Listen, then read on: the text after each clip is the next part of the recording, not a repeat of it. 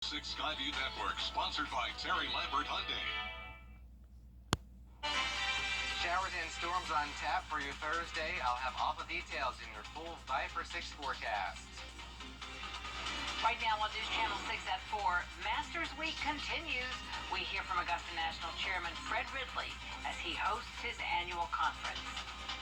Plus, patrons travel far and wide to attend the Masters. What are the best survival tips for the tournament? And what the next steps are for the old Aiken Hospital. Aiken County leaders are talking as your news at 4 starts now. Live from Television Park, this is WJDF News Channel 6 at 4.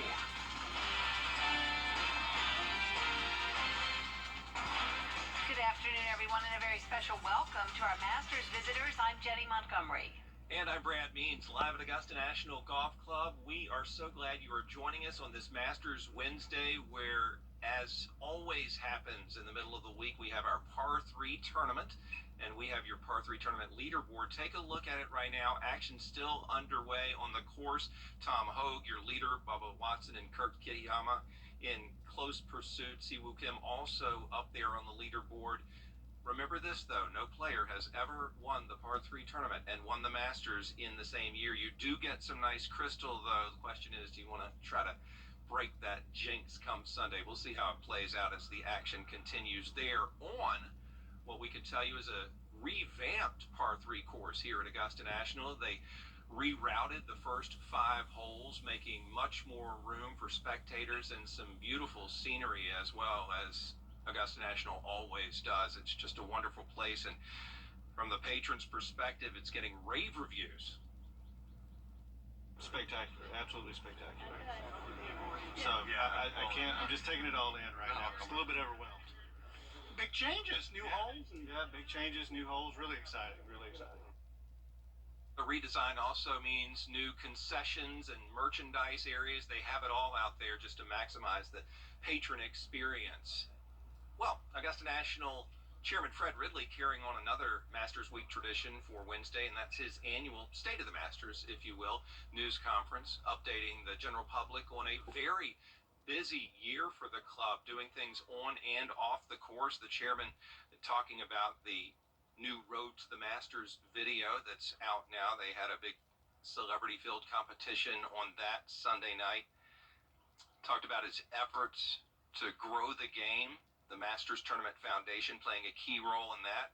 And, of course, a hot topic in the world of golf and sports in general, for that matter, the lengthening of the famous Par 5 13th hole. We believe this modification will put a driver in play more often and restore the element of risk and reward that was intended in the original design of the hole. It's going to be interesting to see how the players play that hole. Chairman Ridley said he played it a couple of weeks ago, and it looked good. And the second shot for his playing partner was a 5-iron, so we'll have to see if people try to go for that green in 2 as they used to, or if they'll make it a 3-shot hole. Also, we can tell you today that Augusta National making a huge announcement that impacts our area big time, teaming up with several organizations to transform the Patch Golf Course, Augusta's municipal golf course, and to continue, as I mentioned, their efforts to grow the game of golf. Augusta Tech, First Tee, also joining in. The plan is to make Augusta's municipal golf course a lot nicer, a lot better, and make sure everybody has access to it. Remember, it is our city's public course. And from the Augusta Tech side of things, they're going to have programs that educate future members of the golf industry workforce. This initiative is really special.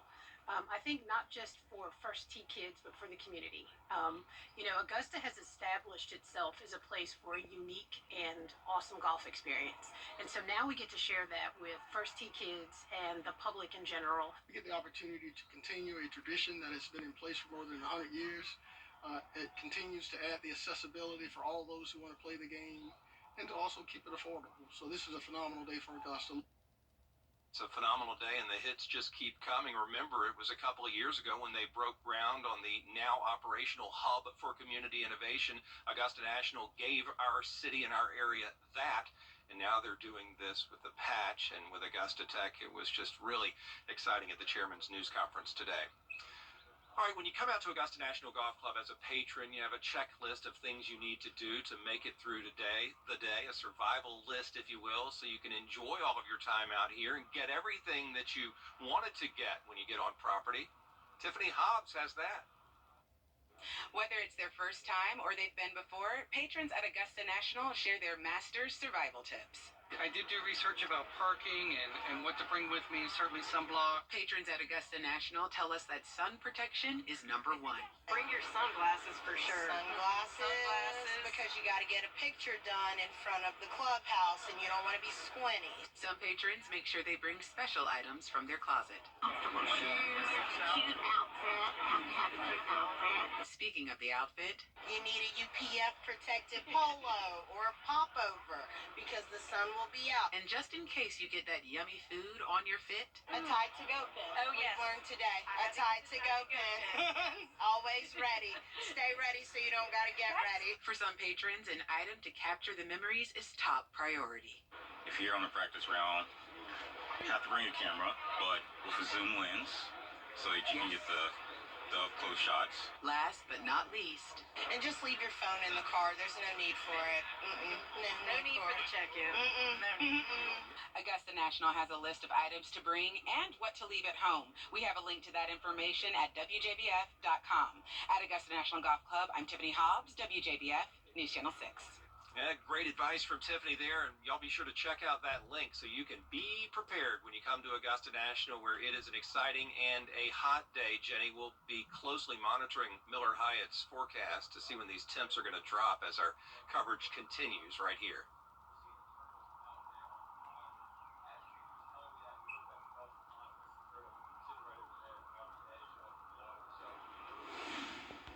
Rainy Easter weekend, unfortunately, in your details in your Viper 6 forecast. All right, thank you, Miller. The owner of a downtown staple, the Sports Center, died just as Masters Week got started, but his family is keeping the business running. News Channel 6's Renetta Dubose joins us now live from Broad Street with more about the man many would call a legend. Jenny, Phil Watkins called this place home as a kid and then grew up to own it. And from people who are famous athletes to just everyday folk, they began to call it home as well. Now, the Watkins family says Bill had a way of bringing people from all walks of life through the door. And with a serving of the pool hall's well-known burgers, steaks, onion rings, and a cold beer, it became home for them too. Now, since the 1970s, Bill has owned the Sports Center and became well-known, treating everyone the same. It's a recipe that brings patrons back often. He was comfortable in any world. Like, he could go to the country club and be fine. He could go to the dice game in the alley and be fine. He could go to the golf, Augusta National, and be fine. You know, he's one of the guys. He always told me, if you act like you belong, people aren't going to question you being there. As family members make final preparations, they continue to remain open amid Masters Week. And it's good they did, because while I was here earlier, people came in from across the country. We're live in Augusta. Renetta Dubose, WJBF News Channel 6. Back to you. All right, thank you, Renetta. A local hospital is preparing its staff on what to look out for when it comes to commercial sex trafficking. Wednesday morning, a course was given by the Children's Advocacy Centers of Georgia. The goal is to educate staff on signs of sexual trafficking among children. These signs could be things like tattoos, choice of clothing, behaviors, staying out with friends, bodily injuries, and more. One of the tools that's most oftenly used in terms of recruitment is technology. And so social media, Snapchat, Facebook, even gaming systems. And so if you have individuals that are reaching out to you, attempting to gather information or asking you a lot of personal questions, to really be concerned. And the other thing I would let people know is that they're not alone and that there is help out there. If you'd like to learn more information about how the Augusta area is impacted and what you can do to help, just visit our website, WJBF.com. The future of the old Aiken County Hospital is uncertain after no bids were received during the county's latest attempt to sell it. Aiken Bureau Chief Sean Kapitstock has more. News Channel 6. A local animal shelter is in need of some serious help, and time is of the essence. Hannah Latier has the story. The SPCA in Aiken is severely overcrowded with animals right now. And with the shelter about to go through renovations, they are desperately looking for people to come and adopt. 50 dogs can comfortably fit in the shelter.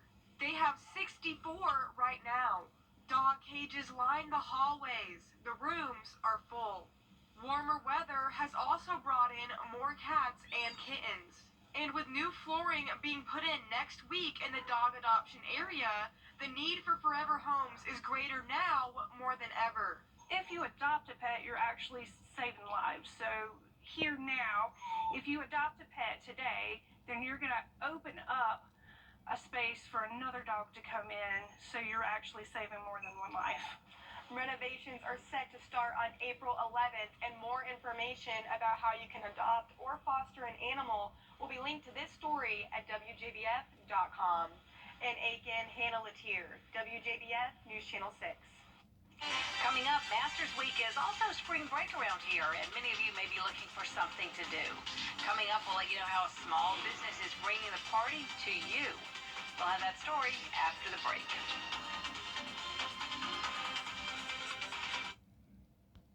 Everyone. People visiting Augusta came right in time to explore bars downtown. News Channel 6's Rena Tejubos tells us about a party bike called the Pedal Pub. We have bar lights on here, and we also have speaker system. Augusta, it's time to drink and party, and there's no better time to do it than Masters Week. I control my switches up here, have a key, the mirror, that I can look in the rear view, make sure my patrons are good, and traffic. Anthony Jones is part owner and pilots Pedal Pub Augusta, the original party bike. The Garden City native says the 15-passenger bar hopping experience takes you out for drinks moving at just 5 miles. Patrons only have water on board but can sing and dance to the beat. While 10 seats are for those who want to pedal, others can take a break and enjoy the ride. 2 seats, there's non-pedal over the back tire. This is our bench seating, which approximately seat 3. The business came to downtown Augusta in December. Jones says now that the cold weather has ended, Pedal Pub is ready to give more rides. It takes around 1.5 to 2 hours, and the party bike stops for pics too. I always tell my patrons, today you will become rock stars, because Augusta have accepted us so well that as we're riding on the bikes, people are waving, blowing horns, yelling back at us, and they're getting in the groove with us. It costs about $40 to ride and $500 if you want to rent the entire bike. Renette Dubose, WJBF News Channel 6. Don't go away. Meteorologist Miller Hyatt is next with your live Viper 6